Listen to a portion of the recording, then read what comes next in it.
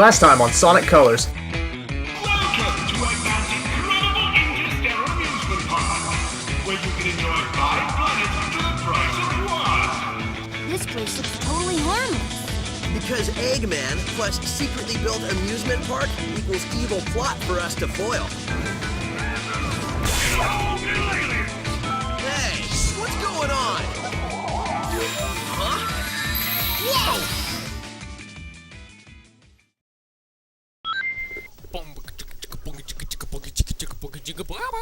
Welcome back to Let's Play Sonic Colors. My name is JP Finch1. This is the Crystal Onions channel. I am running between A and B.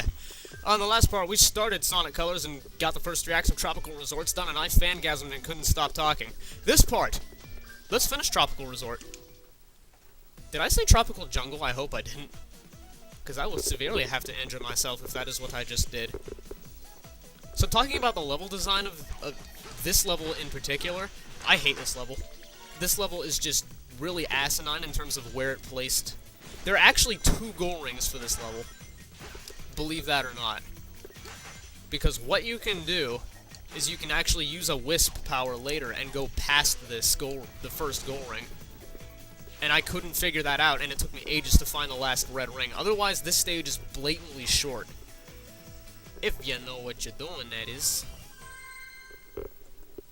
Like such. That took, how long did that take me? 34 seconds.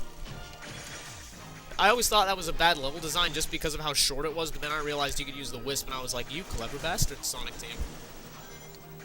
But I don't want to talk about level design all this part. Let's talk about colors somehow. Now, let me see. Gotta connect the Framastatic capacitor to the maximizing modulationizer. I wish I knew what you were saying, little guy. Or gal. Or whatever you are.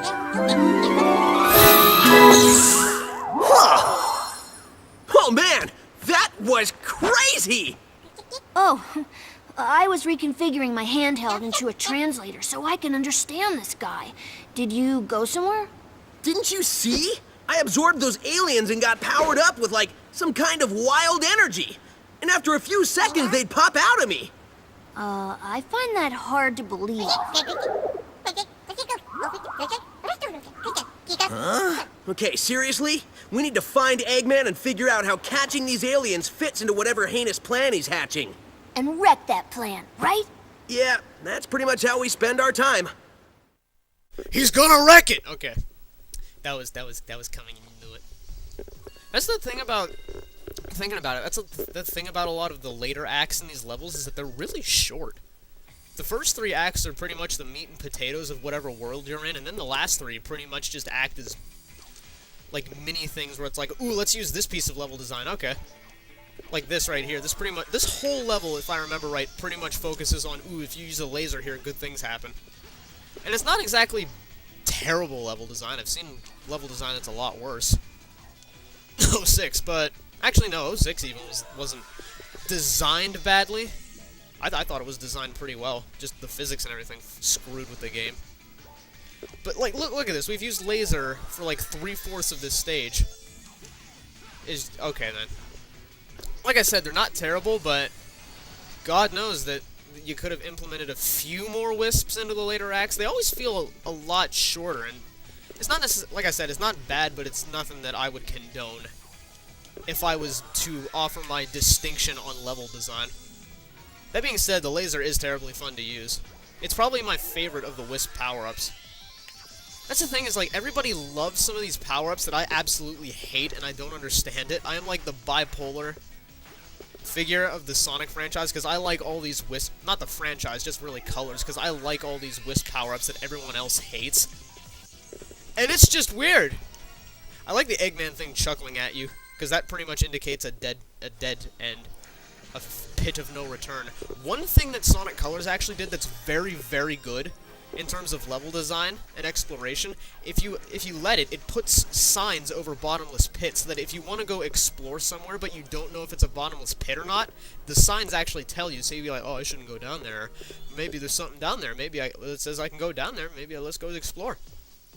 And some people were complaining that I think some people were actually complaining that that took away from the challenge somehow, but I think it's a bloody brilliant idea. I mean, given the freedom to know what can kill you and what can't, just lets you explore all the more, in my opinion. It's a great little piece of game theology. I think it's really good. And this is what I'm talking about with the flaws in the 2D design, because literally this whole stage is in 2D. And it's like, there's absolutely no balance here. This is probably where it's the worst, in my opinion. It's still a good stage, but they're all good. Just... ick. You could... Unleashed had a perfect balance. I don't know, even in both versions, really. I don't understand why, like... I guess people were clamoring, as usual, that they wanted more 2D, but... That's what you released Sonic 4 for. You can have this. I like the 3D 2D blend. I think it's great. Just have a balance. Just all I want. Holy balls, this might be a very short part, or I might drag it out a little more and go into the next world. I am not sure. That's another reason I didn't particularly want to oh my god. That's another reason I didn't want to particularly Let's Play Colors, is because the way I would cut this is just... ew. Not really in terms of me not being able to do anything, but just the way it would be sloshed up would be just... without the parts going over too long either. I could have done Tropical Resort all in one big part, but I don't know. I want to spread it out a little bit.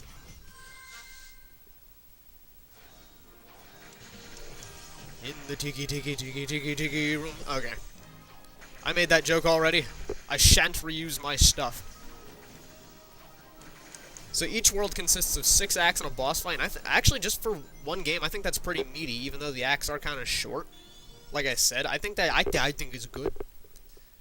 And now we're gonna go to a boss fight. I am going to go back, though, and get all these red rings, because something happens that I must show off, because stuff, and it's good, and it's gonna be what we do before we actually finish the game. But enough about that. Here comes another cutscene. 23, 24, 25... Ah! Not nearly enough aliens! Want us to get more? No, I want you to get me a cheeseburger and a shake! That'll be easier! Cheeseburgers don't run as fast as them little alien varmints! Idiot! Get me more aliens!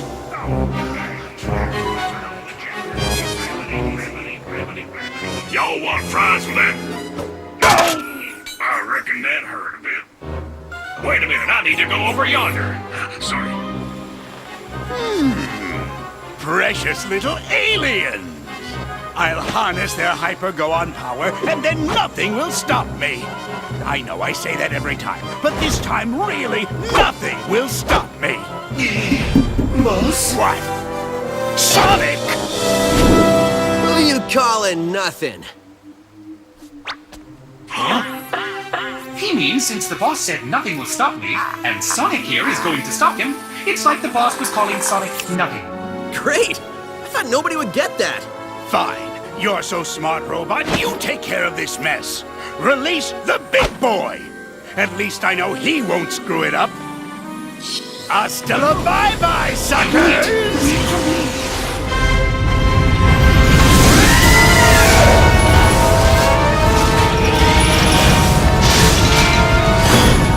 Guess it's time for me to start stopping.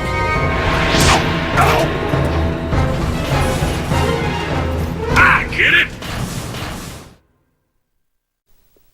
So I will now take these 30 seconds of which I am in a boss fight to explain.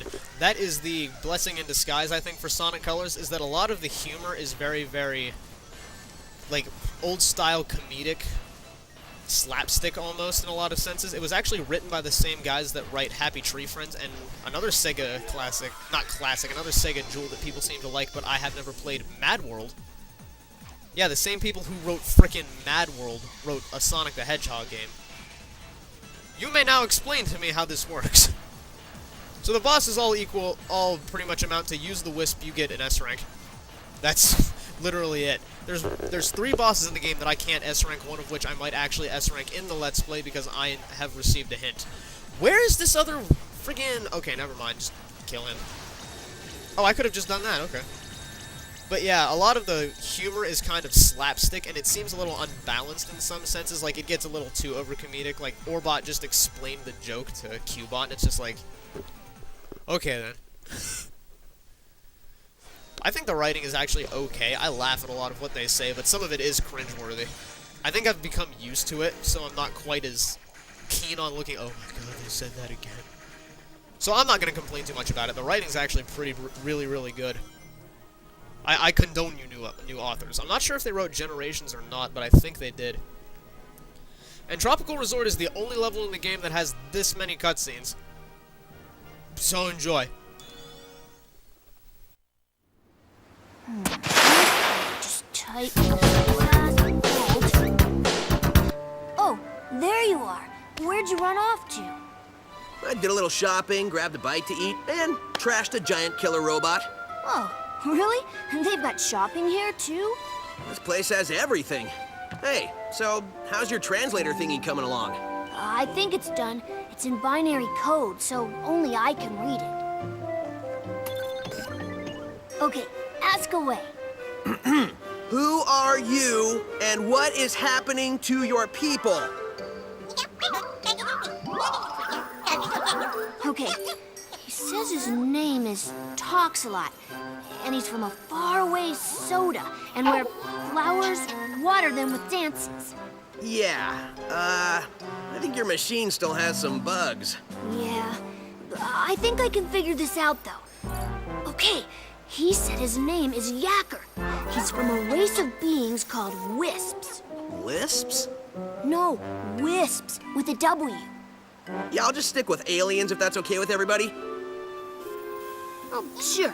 So anyway, they're either being used for their magical powers by an evil man, or to make underwear to be worn by Salad. I just hear save them, over and over. When I was running around trashing robots, I saw a map that had a couple of interesting places. I think I'll go check them out, and maybe save some aliens. The boss man said to wrangle every piece of this mess. When you consider what we're doing from a robot's point of view, it's actually pretty gruesome. Don't think about it. If you say so. I'm missing an arm. Have you got an arm? No, but really, how much can it matter? I guess it can't matter much.